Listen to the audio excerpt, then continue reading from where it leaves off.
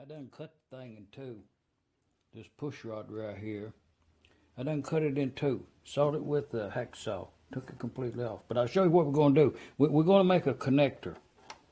This, you can see the gap in there.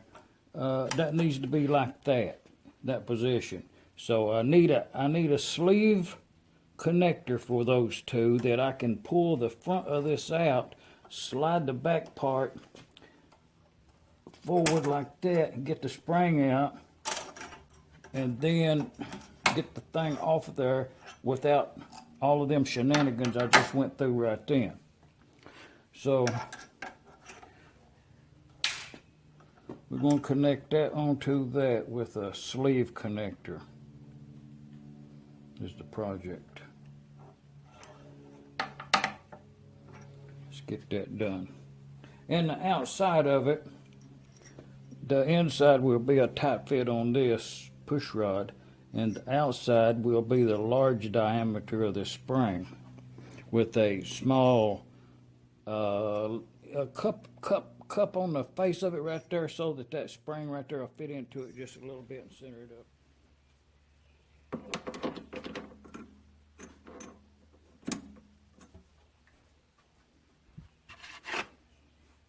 Occasionally, a measuring device does come in handy. So,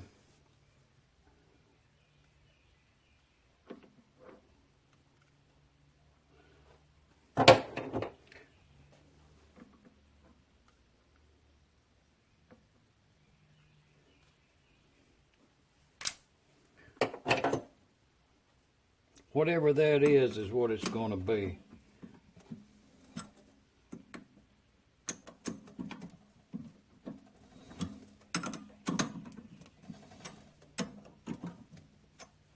We'll see what we got.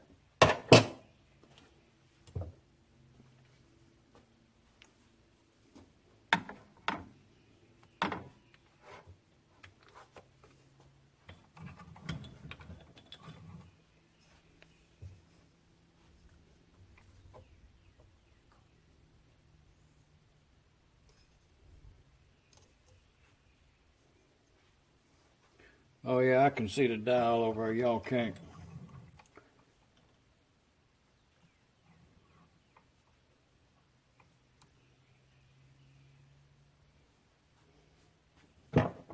Just preliminary on a 0.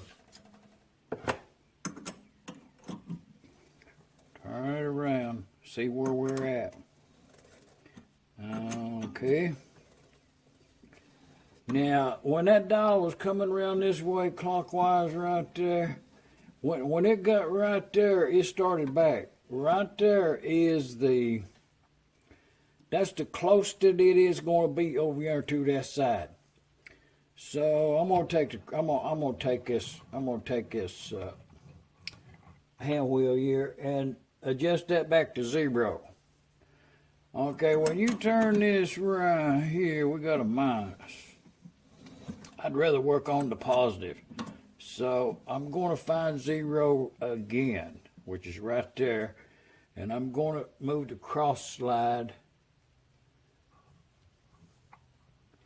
to where I got 0 again. Now when I turn the chuck, the needle on the dial goes clockwise, meaning that it's close. Right there is the closest it's going to be. Now that position right there, chuck position, that's as close to that other side of that shaft's going to be out of in line with the lathe, I guess.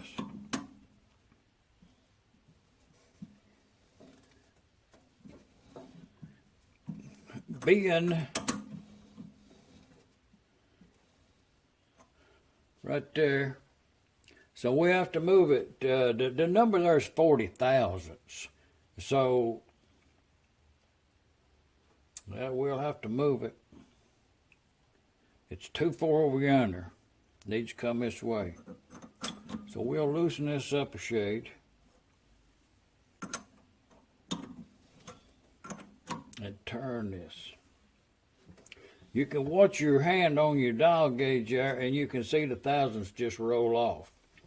Now, and let's snug this one up right here. Keep everything in tight. Reason being, if them four jaws right there, if it's too far out of one side, you'll get on the low side of center of that shaft right there, and it's hard to overcome that if they're really tight. But turning the chuck either way, it don't matter. Coming on around. But what they're talking, I done have it done. Okay, now after all that maneuvering that we did, we've still got a number over yonder of 35,000. So that's how much we moved it. So it's got to come this way, 35,000, which is, you know, it's a pretty good bit. Loosen that up, tighten this one. Let's keep these snug a little bit. Okay, let's do it again. Moving this all around. All around. We have to find zero, got it. That's our new zero over there. So we're going to move this back and see how much we actually moved it. Okay, it's down to, that's 5 thousandths. So we need to get serious with it now. Yeah, about right there. That's about 5. Meaning it's over yonder too close, so it needs to come this way. So I'm going to loosen this one up. What's your time? So that probably moves some. I'm going to check it out. I wasn't watching the dial gauge.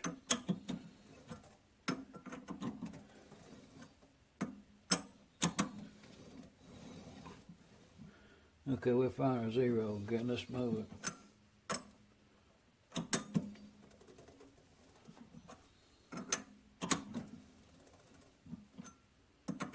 Well, you know, I was having trouble to find my zero there because the needle on the dial gauge wasn't moving. Oh, let's see. It needs to. Let's see. They're all tight.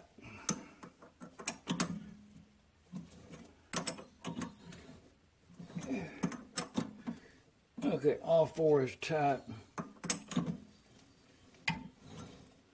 I'm gonna have to check that again. It didn't move. That's what surprised me. Let's move around and I'll show it to you.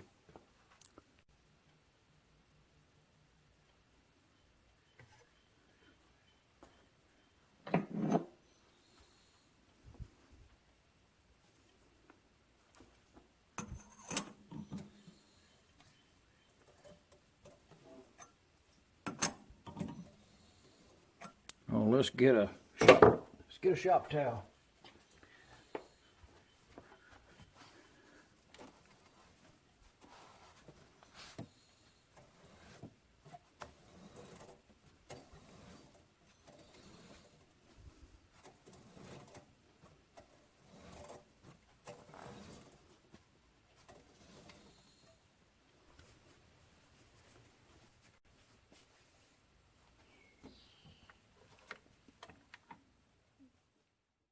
Not that trueness was not the was a major factor here, because I'm going to turn away about 1/8 of an inch on the outside of this right here, so it didn't have to be in true.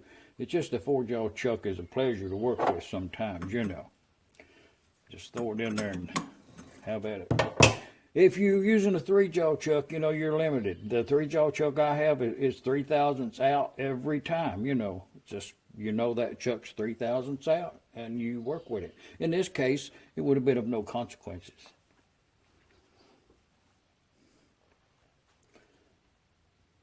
Now we're going to make the thing about 1.5 inches long, so that'd be about 1.5 inches. That's plenty of room to cut off. Oh, we'll go to cut off. We'll just go all the way up to the chuck there and give us a little extra to have out there to trim off as a finished cut. That'd be okay.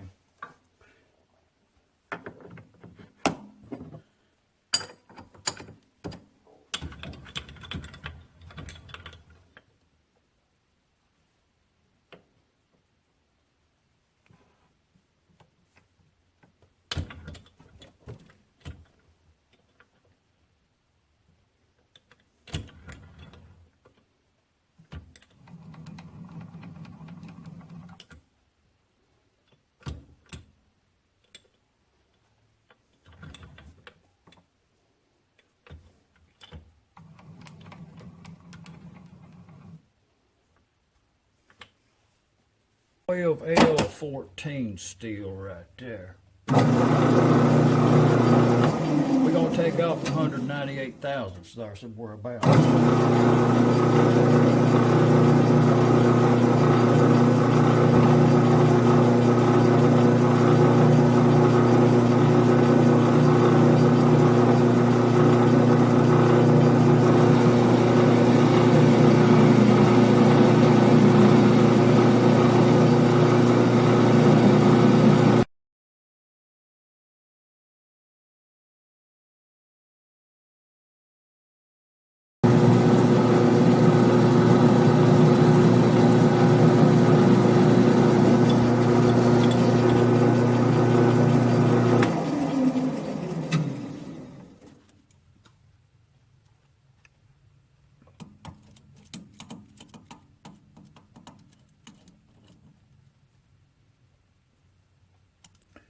$6.29.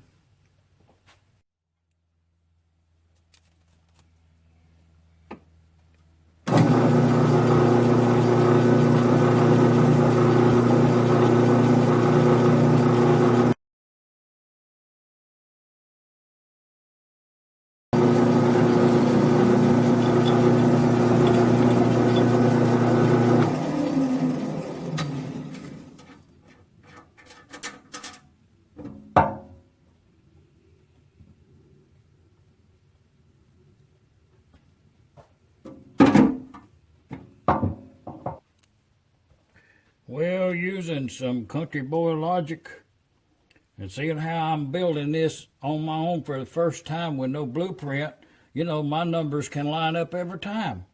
But the thinking here is, if you catch two of these wires on one side and one on the other side, and the number, actually in real life, it's 534 thousandths. Okay, and I'll show you what we're going for. And this, what I ended up around here is 536 thousandths. You know, that's close enough. 2 thousandths, I'll take it any day.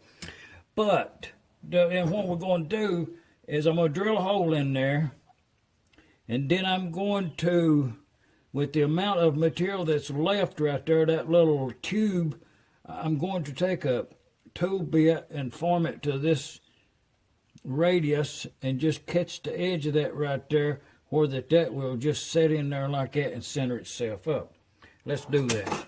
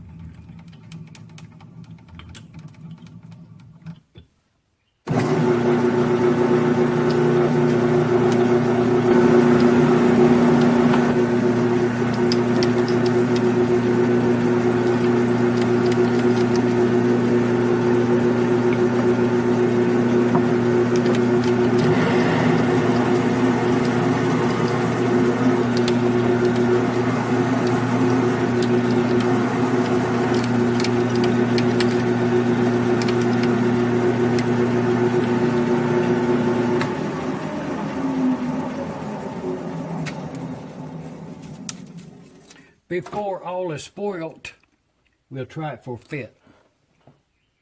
This being the piece we're going to use. Oh yeah, a little better than I thought it would be.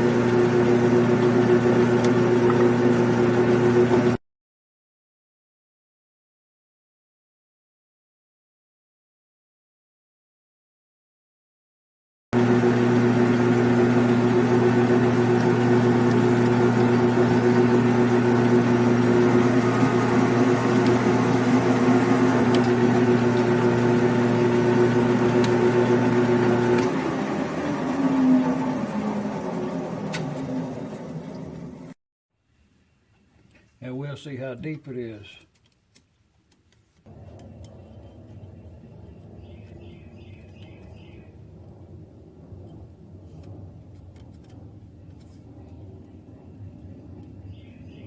We're like about 1/8 of an inch going past the cutoff point.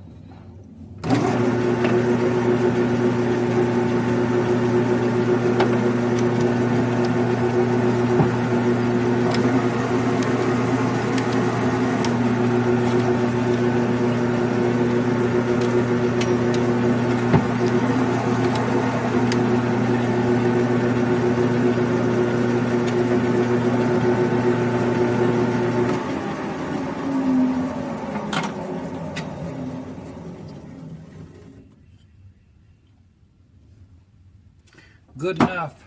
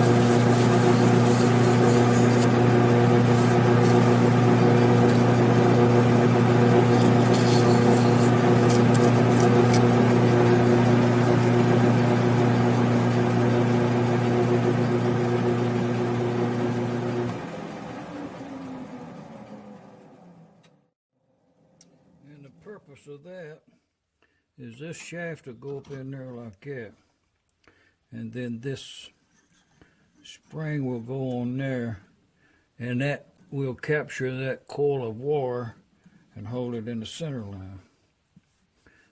Very good.